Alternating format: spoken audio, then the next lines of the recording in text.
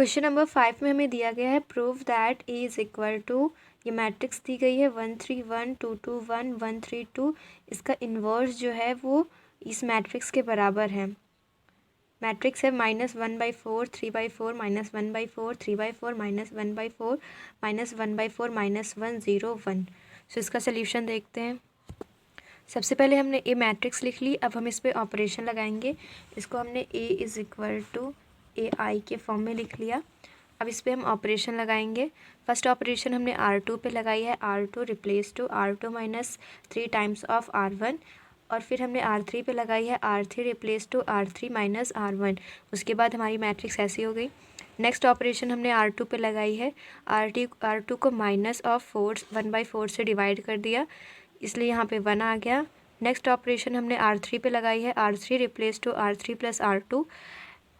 फिर हमने ऑपरेशन लगाई है R1 पे, R1 replace to R1 minus 2 times of R2। हमारी मैट्रिक्स ऐसी बन गई। डायगोनल्स पे 1 मिल गया हमें।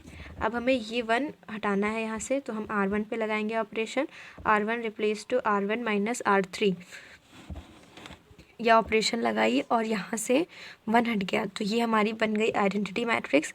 फिर हमें जो ये मिलता है, इधर जो मैट्रिक्स मिलती है वही ए इन्वर्स हो जाता है। तो हमें -1/4 3/4 -1/4 3/4 -1/4 -1/4 -1 0 1।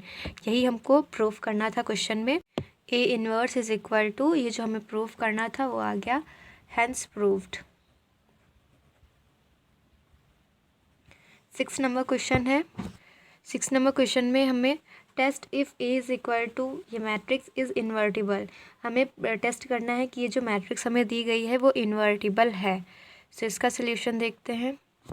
तो सबसे पहले हमने जो हमें मैट्रिक्स गिवन थी उसको हमने ए इज़ इक्वल टू आई ए के फॉर्म में लिख लिया। और यहाँ पे आइडेंटिटी मैट्रिक्स है, फिर उस पर हमने फर्स्ट ऑपरेशन लगाई है R1 पे, R1 replace to R1 minus R2।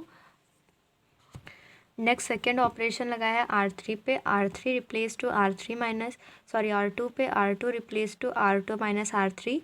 फिर उसके बाद हमने ऑपरेशन लगाया है R3 पे, R3 replace to R3 minus R4।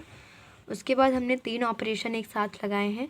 सबसे पहले R2 पे लगाया है, R2 को हमने 2 से डिवाइड कर दिया है, R3 को हमने 3 से डिवाइड कर दिया है और R4 को हमने 4 से डिवाइड कर दिया है। तो यहाँ डायगोनल्स पे हमें 1 मिल गया और ये हमारी आइडेंटिटी मैट्रिक्स बन गई।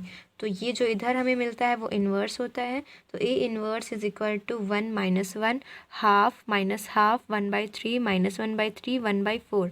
तो इसका इन्वर्स जो है वो एग्जिस्ट कर रहा है। इसका मतलब ये जो मैट्रिक्स हमें दी गई है वो इन्वर्टिबल है। सो ये क्वेश्चन का सल्यूशन था। अगर वीडियो हेल्पफुल हो then subscribe my channel and press the like button.